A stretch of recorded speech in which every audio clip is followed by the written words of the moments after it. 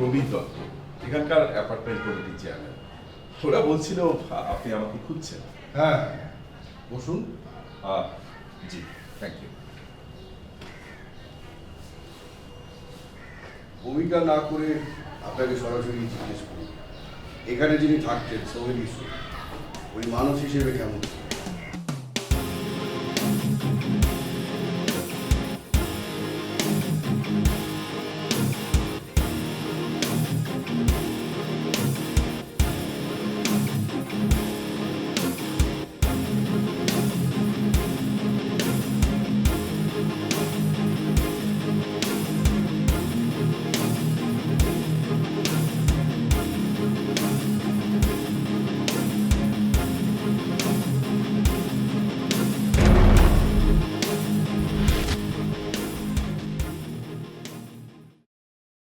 দেখুন, ওনার ব্যক্তিগত জীবন সম্পর্কে আমি বিশেষ কিছু বলতে পারবো না, তবে প্রচণ্ড সোশ্যাল মানুষ ছিলেন, একা থাকতেন, তারপর কোনো ঝুট ঝামেলায় ছিল না।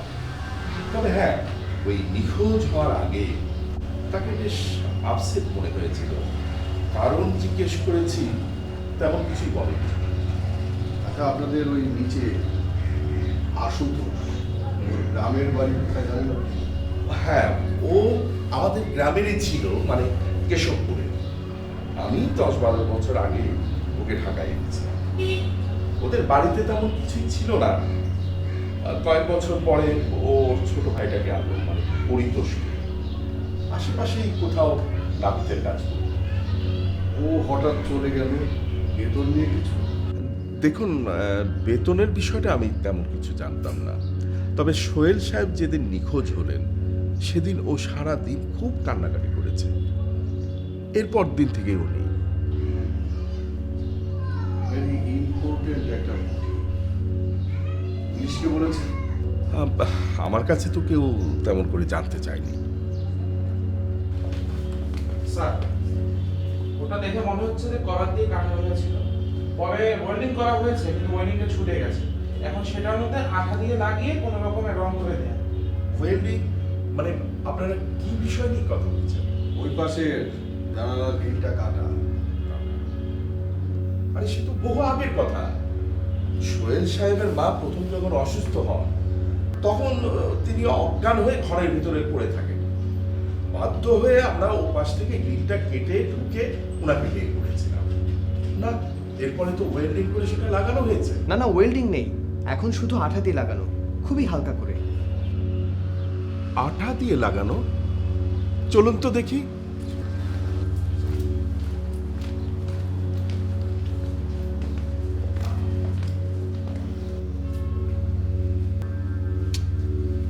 মনে হচ্ছে এটা আবার খোলা হয়েছে, আর রংটাও তো এমন ছিল না।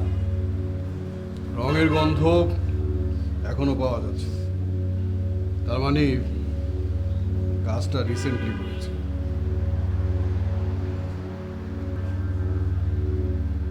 দুই তলা, খুব সহজেই সম্ভব। আচ্ছা, ওই টিন শেডটা কাদের? হ্যাঁ, ওখানেই তো দারোয়ানগুলো থাকে। আশুতোষ।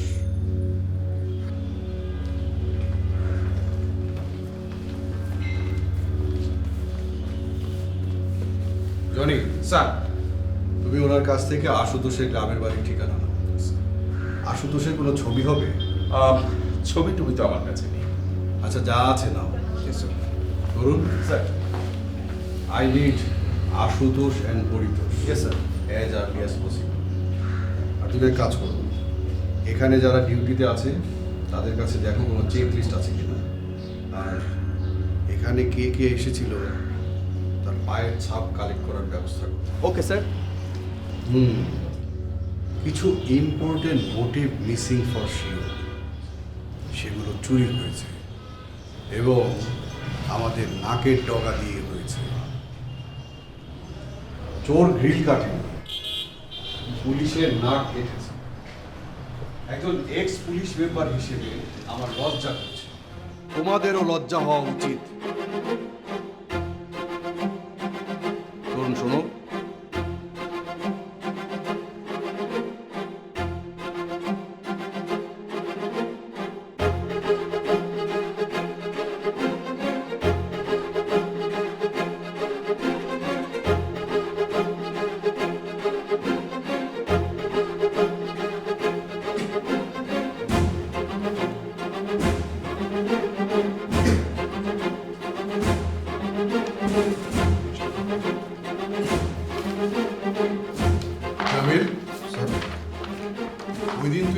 ফাইল আনার সময় ফাইল খুলেছিলি? না তো স্যার। তাহলে এখানে এই কালো ছোপ ছোপ দাগ কিসে থেকে এলো? কই, আমি তো খুলিনি স্যার। তাহলে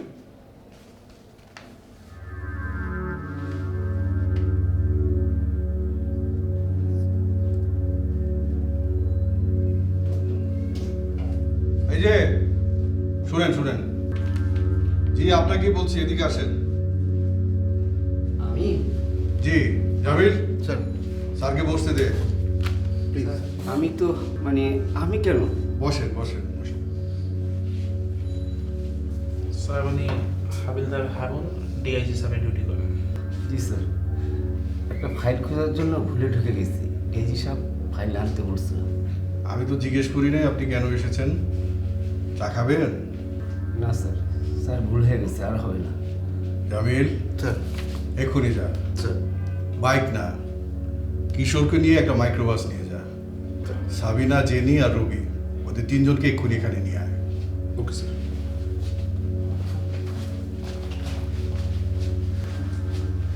তো হারুন সাহেব কি করছিলেন এখানে? কবির খুব জরুরি একটা কথা আছে, মাই শেখে। হারুন এখানে কেন? ডিআইজি স্যার ওকে পাঠিয়েছেন কোনো একটা ফাইল নিতে।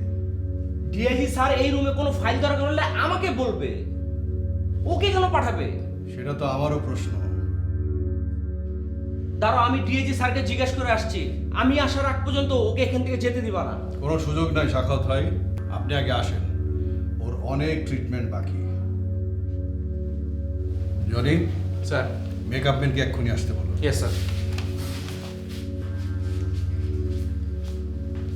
হারুন সাহেব,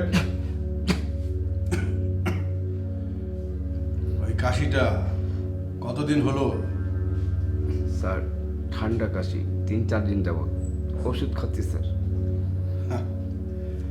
এটা তো ঠান্ডা কাশি না, আপনি রিসেন্টলি সিগারেটের ব্র্যান্ড চেঞ্জ করেছেন, তাই তো? স্যার,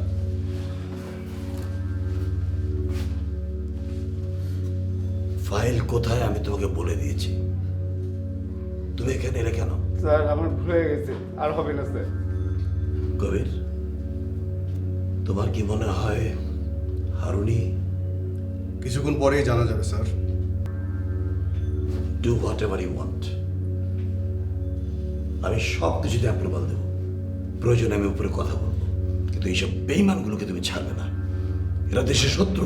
স্যার মাফ করে দেন স্যার, আর হইব না স্যার, ভুল হয়ে গেছে স্যার। Sir makeup ready. এর চেহারা একটা মোটা গোপ আঁকো, চোখের নিচে একটা জারুর, এখানে না, ওকে ডার্ক রুমে নিয়ে যাও। Yes sir. ডার্ক রুমে নিয়ে আর ডলা দিলে সব বাইরে হয়ে যাবো। আসুন।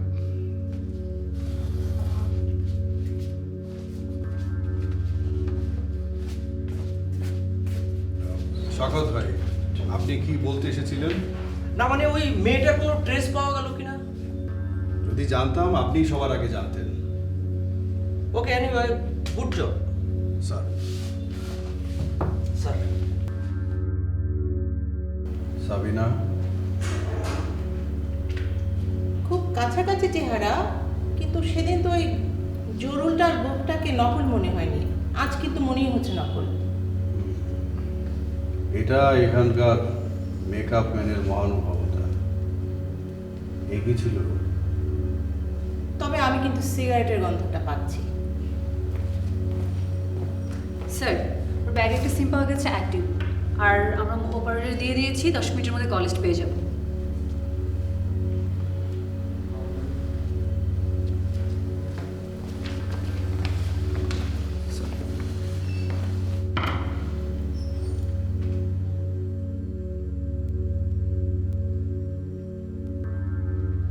Thanks Sabina. Jamil sir. Mamun, sir. তোমরা সাবিনাকে বাসায় নামিয়ে দিয়েছি।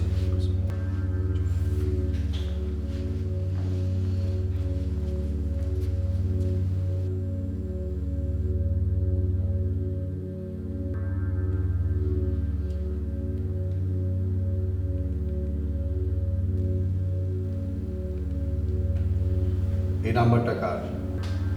স্যার আমি জানি না। শাইলা, জি স্যার। প্রথমে তুমি শুরু করো, শিওর। তারপর আমি দেখছি। স্যার বিশ্বাস করেন স্যার, আমার সাথে ফোনে কথা হয়েছে স্যার। আমার কাম দিতে আমি কাম করে দিতাম স্যার। স্যার 11 তারিখ থেকে 5 লাখ টাকা দিব স্যার, মায়ের বিয়ে দেবো। তাই এই টাকা দেখে লোক সামলাতে পারিনি স্যার। কি কি করতে বলছে? হাসপাতালে আজাদের খবরাখবর নেওয়া আমার প্রধান কাজ আছিল। 5 লাখ টাকা ডিলিং হয়েছে। এসআই হাসান সাহেব সেখানে যাওয়াতে সব ঝামেলা বেজে যায়। পরে তখন উনি রক্ত আনতে যায়, তখন আমি ভিতরে কুটিতে ঢুকে যাই। আমারে বলা হয়েছিল আজাদ মরবে না, ওর মেয়ের ভয় দেখাইলে ও শিকার যাইব, সেই খুনটা করছে। তারপর সে ভালো হইলে পুলিশ কাজ দেয় না, তার ব্যবস্থা করা হইব। কিন্তু আজাদ মরে যাওয়ার পর সমস্ত কিছু কম হয়ে যায় স্যার। কার খুনের দায় নিতে বলা হয়েছিল সেটা জানতে? সেটা জানতাম না স্যার। পরে যখন অফিসে আসছি তখন জানতে পারি সেটা সাংবাদিক ইউসুফের। কত টাকা পেয়েছো এখন পর্যন্ত? 1 টাকাও না স্যার। ফোন করে বলে দেবে, 5 লক্ষ টাকা দেওয়ার কথা। পরে আবার নতুন করে বলে আজাদের মেরে রাখতে হইব, 10 লাখ টাকা দেব। আমি বিষয়টা রিস্ক বইলা আমি তারে অত্যাচারী নেই স্যার। স্যার আমি ওর একটু মারি স্যার। ওতে এমনিই সব বলে দিচ্ছে। স্যার আমার মাথার রক্ত গরম হয়ে আছে, ওকে না মারা পর্যন্ত স্যার আমার মাথা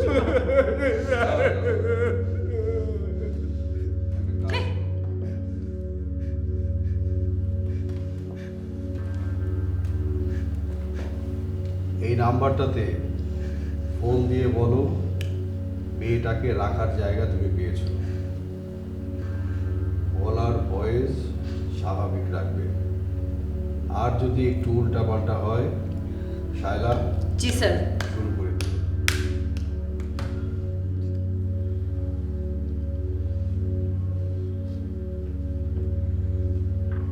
যখন তখন ফোন দিতে না করেছিলাম। স্যার চেতেন কেন? মেয়েটার রাখার ব্যবস্থা করছি, কিন্তু সমস্ত টাকা আমার দিয়ে দিতে হইব নগদ। জানাচ্ছি। ও কি কিছু স্বীকার করছে? সব, তবে ও জানে না ও কার হয়ে কাজ করছে।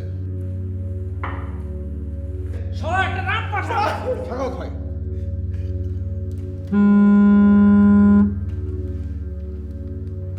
আজ রাত 2টায় তেজগাঁর গোডাউনের মোড়ে বাচ্চা ঘুমিয়ে থাকবে, পাশে টাকার ব্যাগ থাকবে।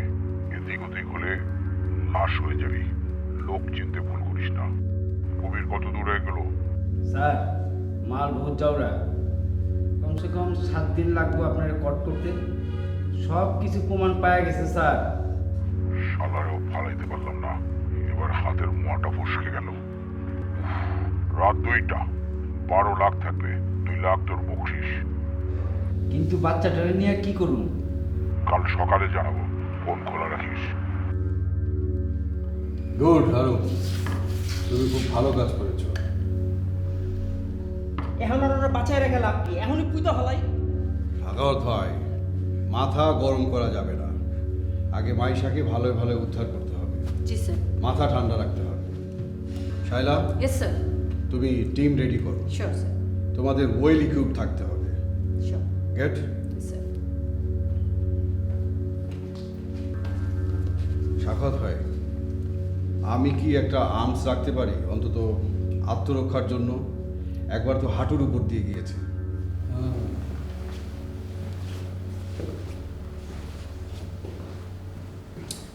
আমি স্যারের কাছ থেকে পারমিশন নিছি, আমিও যাব তোমাদের সাথে। তার মনে হয় দরকার হবে না সাখাত ভাই। সেটা আমি বুঝবো কবির। এতগুলো ভবিষ্যৎ তো আর এমনি এমনি ছেড়ে দিতে পারি না। আফটার অল যে কোনো সময় যে কোনো ধরনের আইনি সিদ্ধান্ত নেওয়ার ক্ষমতা তোমার নেই। Well, nothing to say, but অনেক দিন পর একটা থ্রিল অনুভব করছি শাখা। Thanks for giving me this opportunity. আমরাও খুব লাকি যে তুমি রাজি হয়েছো। স্যার আমাকে খুঁজছিলেন? কোথায় ছিলি এতক্ষণ? স্যার আমি আর মামুন ভাই মিলে সাবিনা ম্যামকে নামিয়ে দিয়ে আসলাম। আসার পথে টেলিকম অপারেটর হেড অফিসে গিয়েছিলাম। সেখানে টোটাল নাম্বারের লিস্ট দিয়ে এসেছি ট্রেস করার জন্য। ওরা রেকর্ড করে রাখবে এবং ওই নাম্বার থেকে কোনো প্রকার কল গেলেই আমরা জানতে পারবো। মামুন কোথায়? মামুন বাইরে আছে, একটু ফোনে কথা বলছে।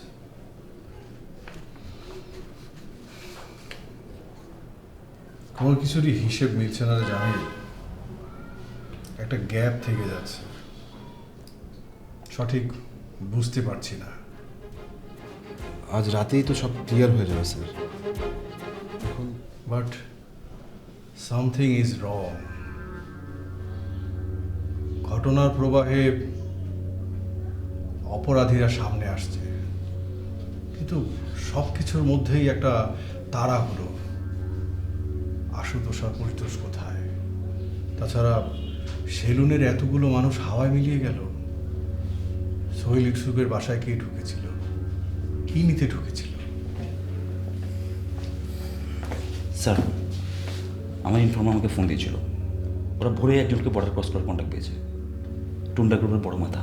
স্যার, বিষয়টা খুবই সেন্সিটিভ, আর ওরা এই গ্রুপটাকে বেশি টেক কেয়ার করে। এই গত 14 তারিখে ওরা 7 জনকে বর্ডার ক্রস করে ফেললো। টুন্ডা গ্রুপ সব পালাতে শুরু করলো কেন? তোর সোর্সের কি জানের মায়া নেই?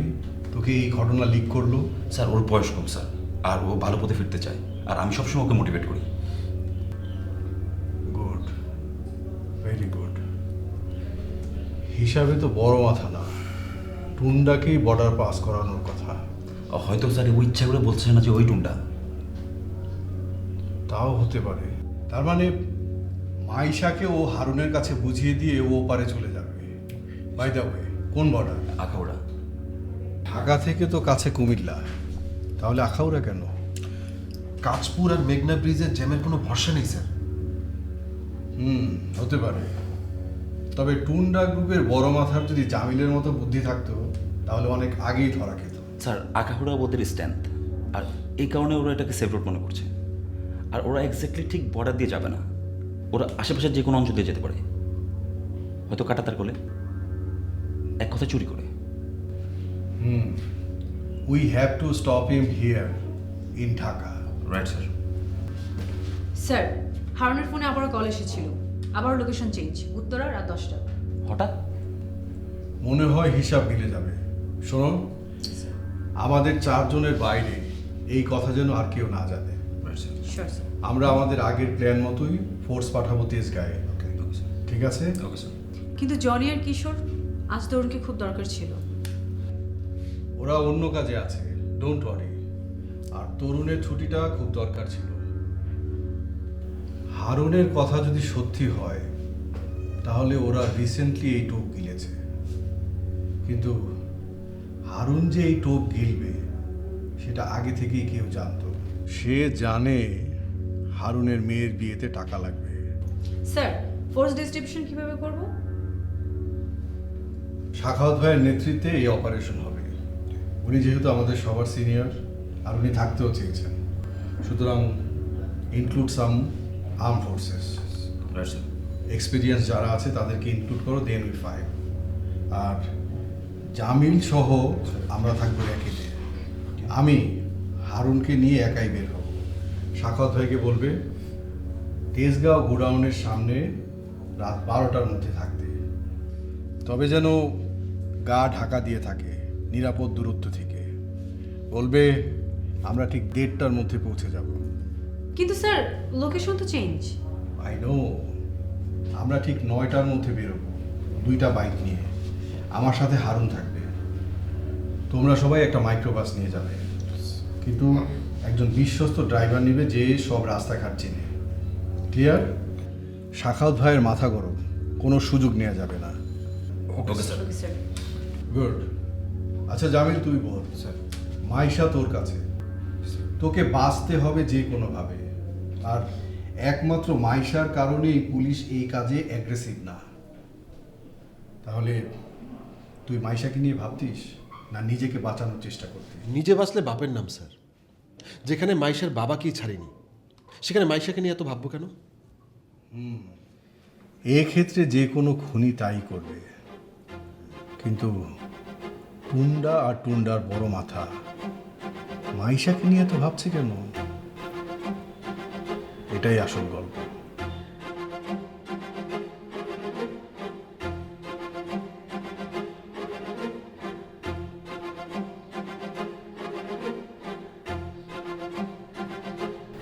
আর থাকো সবাই। জামিল, রেডি? Yes sir. আস্তে কথা বলো, কথা। Sorry sir.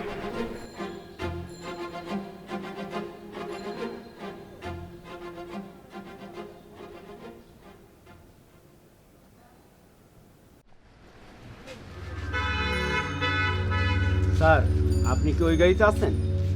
হ্যাঁ, এখানে এসো। স্যার, আপনি আলোতে আসেন, আমি টাকাটা দেখে নিব। আমি আবার অন্ধকারে দেখতে পারি না স্যার। মাসলামা হচ্ছে। আপনি যা মনে করেন আপনার দরকার, আমি এক পাও নড়ব না স্যার। রাস্কেল কোথাকার। যে কেলি বলেন স্যার, আপনি আলোতে আসেন, আমি তো রিস্ক নিচ্ছি স্যার।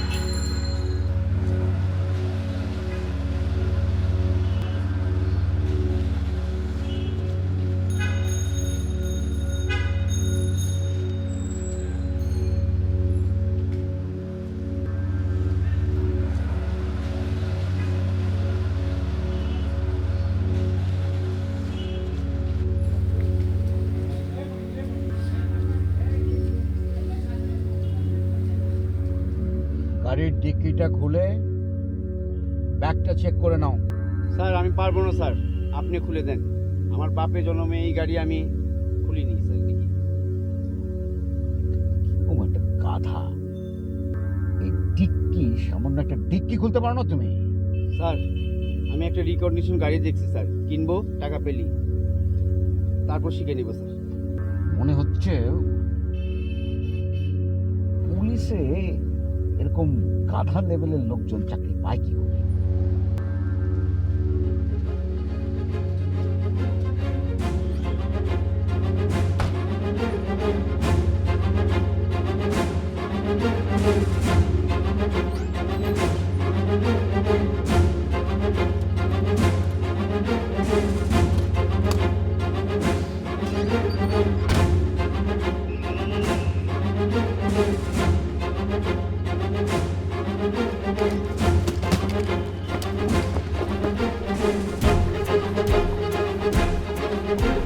আমার পিস্তল ফেলে দিতে বলো, তা নাহলে কিন্তু আমি একই শুট করবো। করেন, শোধ করেন। ওর মতন বেইমান মরে গিয়ে বীর হবে। আপনার গুলিতে পুলিশ নিও, বাধ্য হয়ে পুলিশ আপনাকে গুলি করেছে, কেস ডিসমিস। আমি আয়েশার শরীরে বোম বাঁধা আছে।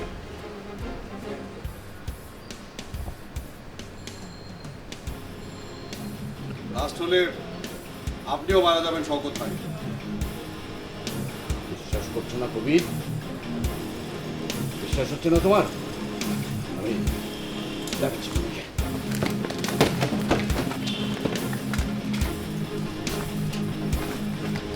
একদম একদম একদম না শওকত ভাই, ও একটা বাচ্চা মেয়ে। টেনশন হচ্ছে?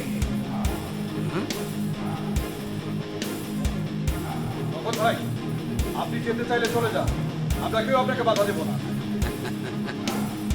না কবির, আমি তো একা যাব না। I need someone from your group of bloody snake. বিষ দাঁত ভাঙা সাপকে আমার সঙ্গে নিতে হবে। আপনি চাইলে যে কাউকে নিতে পারেন। আপনি বলেন কাকে নেবেন? ওই পুরোটাকে।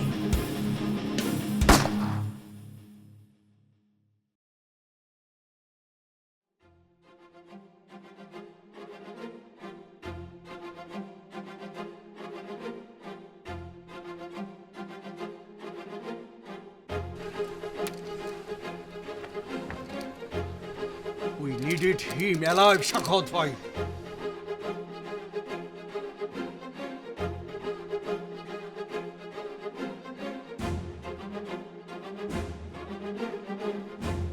আমি বিশিন সাপ, আমি পুরো দেখ শুয়োরের বাচ্চা, আমার বিষে কত তেজ। এটা মাথা গরম করার জায়গা না শাখাওয়াত ভাই। আমাকে ভুলিয়ে ভালিয়ে রং সেটেলমেন্ট করে তুমি নিজেকে কি বুঝাতে চাও? You are the hero. তুমি আমাকে অপমান করেছো কবির।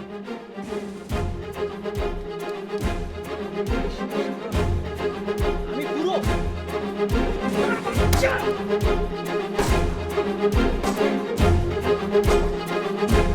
Last, Tunda chapter is closed. The team, you have done a very good job. কবির, পুরো ডিপার্টমেন্ট তোমার কাছে কৃতজ্ঞ। তুমি একবার ভেবে দেখো, আমি সমস্ত ব্যবস্থা করব। আসলে কবির, ডিপার্টমেন্ট নিডস ইউ। আমি আসলে বুড়ো হয়ে গেছি, মেনে নিচ্ছি। Another important announcement for all. যদিও সবাই ব্যাপারটা জেনে যাবে, তারপরে বলছি আমাদের Shakawat Hossain has decided to retire. ওনাদের ছেলেমেয়েদের সঙ্গে উনি আমেরিকাতে জয়েন করবেন এবং বাকি জীবনটা সুখেই কাটাবেন। We should celebrate his retirement with lots of gift. May I, sir? You're sure? একটা পারফরমেন্স শাখাওয়াত ভাইয়ের জন্য ডেডিকেট করতে চাই। আচ্ছা, ভেরি ইন্টারেস্টিং। তাহলে দেরি কেন, শুরু করো।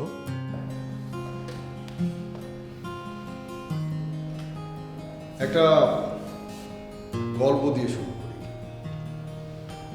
আজ থেকে 5 বছর আগে একটা বড় চালান সহ টুন্ডা গ্রুপের বড় একটা অংশকে আমি গ্রেপ্তার করি। যথারীতি তাদেরকে কোর্টে চালান করা হয়, কিন্তু কাজের কাজ কিছুই হয়নি। যাদেরকে গ্রেপ্তার করেছিলাম তারা ছিল ভাড়া করা চালানকারী।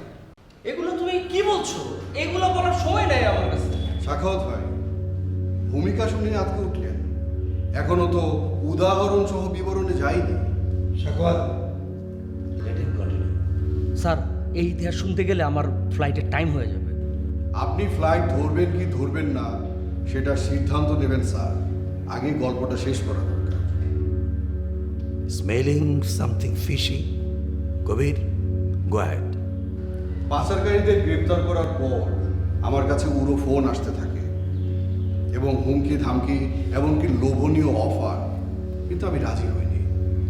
একদিন আমাকে নিয়ে টেলিভিশনে একটি স্পেশাল রিপোর্ট করে সোহেল ইউসুফ। তিনি বলেন আমি নাকি ঘটনাস্থল থেকে মোটা অঙ্কের ঘুষ নিয়ে ছেড়ে দিয়েছি টুন্ডাকে। ব্যাস, ডিপার্টমেন্ট বিষয়টা খুব সিরিয়াসলি নেয়, আমাকে ক্লোজ করা হয় এবং আমাকে নির্দেশ দেওয়া হয় নিজেকে নির্দোষ প্রমাণের। আমি যেহেতু কিছুই করিনি, সো আমাকে নির্দোষ প্রমাণ করার কিছু নেই, তাই নির্ভর হয়ে ছুটি কাটাতে লাগলাম। আমি জানতাম তদন্তে নেগেটিভ কিছু আসবে না,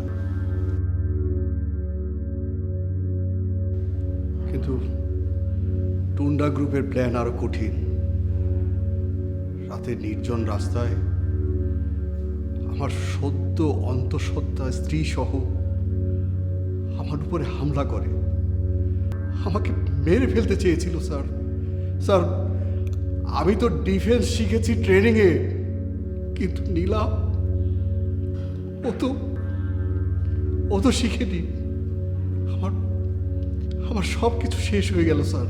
এগুলো তো আমরা জানি কবির, তুমি তো নির্দোষ প্রমাণিত হয়েছিলে। নীলার জন্য আমরাও সময়ব্যাধি। জীবন মৃত্যু তো আল্লাহর হাতে। You shut up bastard!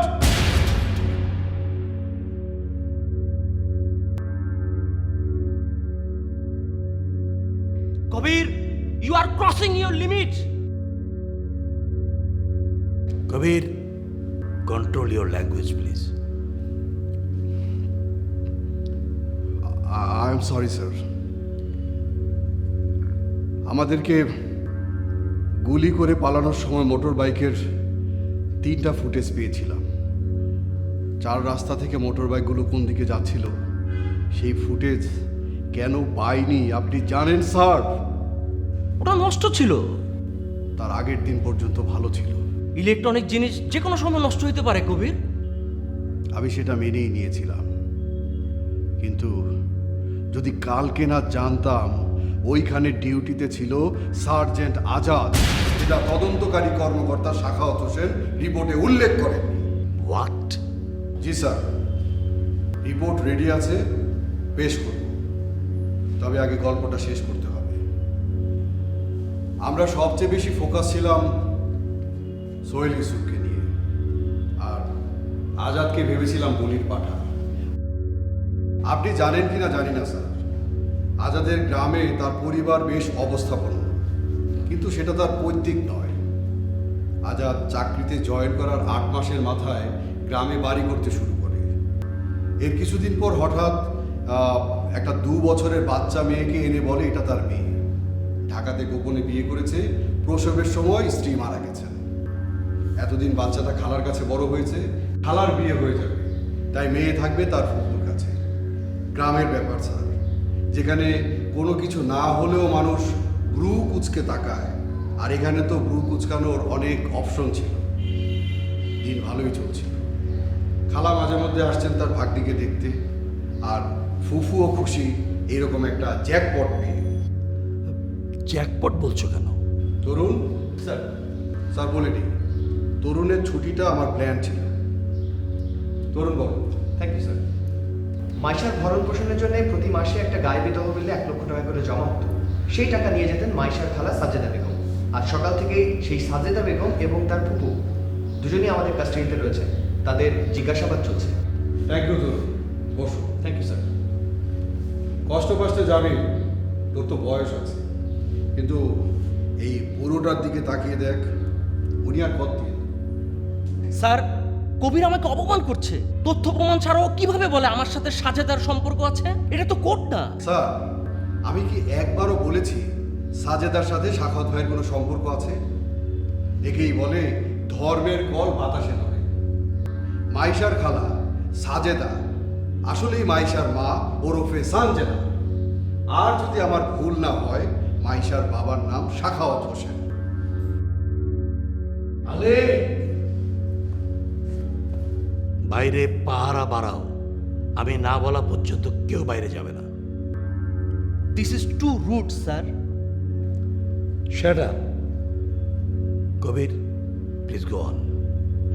Sakhawat ভাই প্রথম যেদিন আমার বাসায় আসেন, সেই দিন তাকে দেখে মেকআপ ম্যানকে আমি অকর্মা ভেবেছিলাম, কিন্তু সেটাই ছিল তার বেস মেকআপ।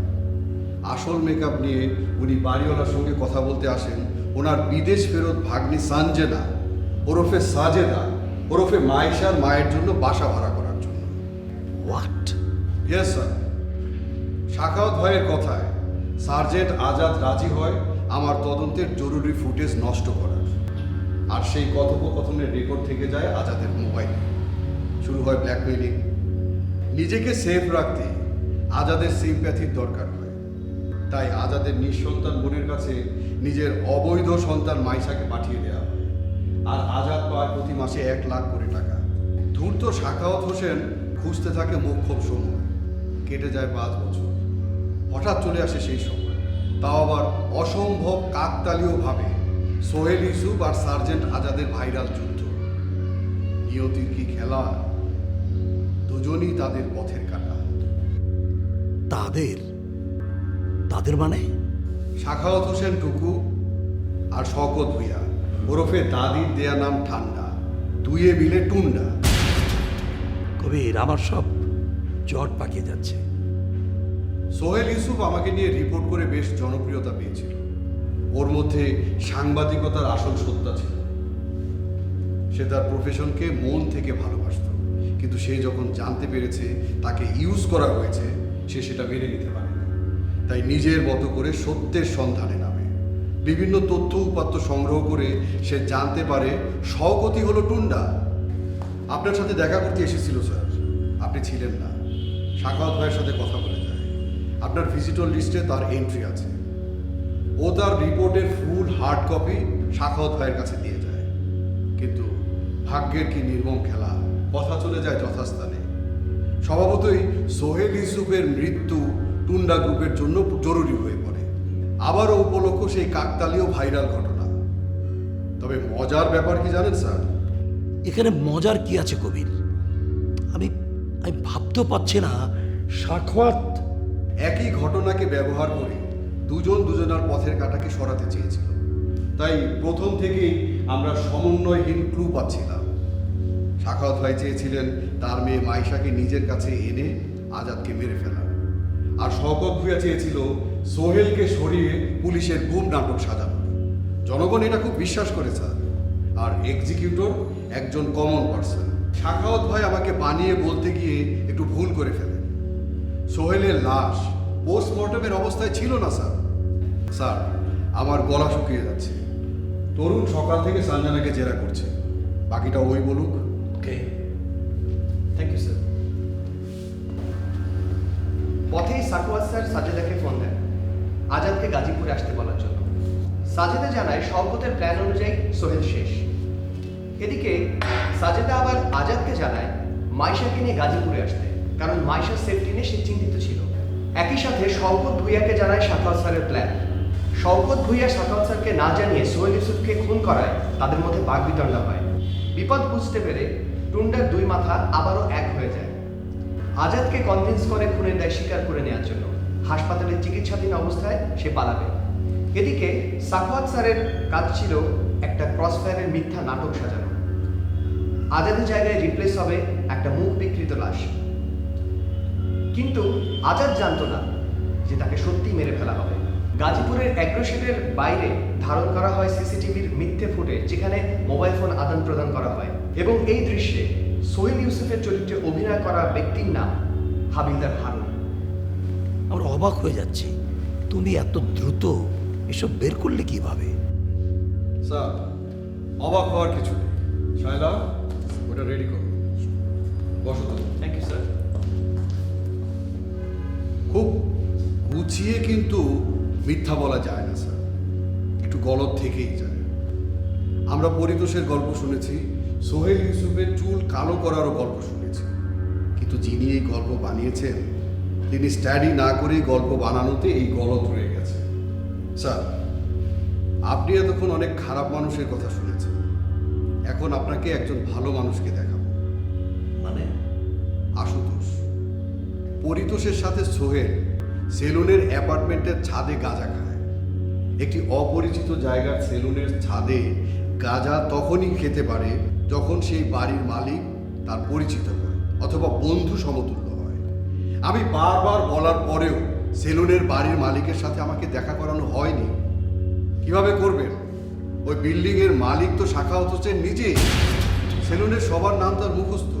সাখাওয়াত ভাই ধরেই নিয়েছিলেন সোহেলকে সেখানে গাঁজা খেতে পাঠানোটা শওকত ভূঁইয়ার প্ল্যান। কিন্তু তিনি জানতেন না পরিতোষের সাথে সোহেলের পরিচয় আশুতোষের কারণে। পরিতোষের ভাই। আমাদের এই কেস সমাধানের সবচেয়ে বেশি অবদান এই আশুতোষের।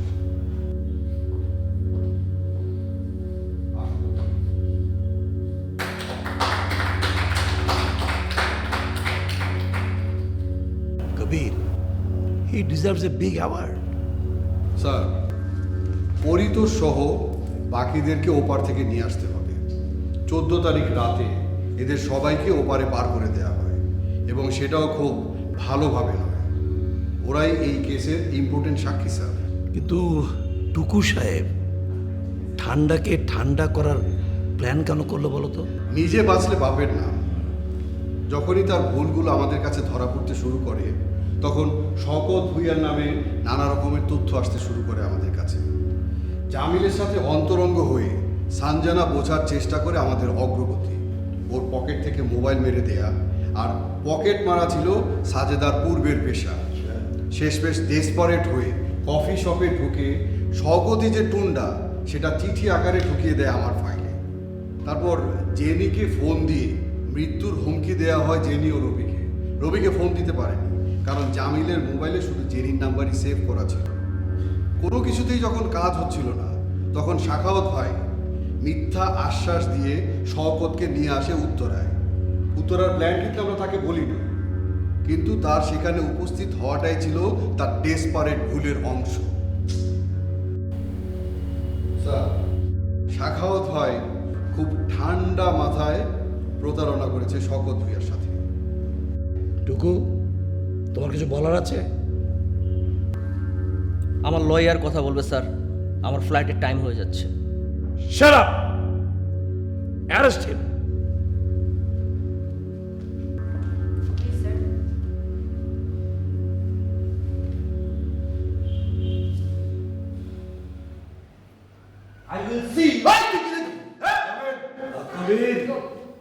ভালোবাসার যুদ্ধে কবির তুমি আবার নাক গলাতে গেলে কেন? কবির, তুমি ব্যাক করো প্লিজ। Department needs you. তোমাদের মতো লোকদের এ দেশের খুবই প্রয়োজন। এইসব কুলাঙ্গাররা এই ডিপার্টমেন্টকে একটা তামাশা বানিয়ে রেখেছে। স্যার, অনেকদিন পর অনেক ধকল দিয়েছি, একটু বিশ্রাম নিন। সবাই যদি চায় আমি ভেবে দেখব।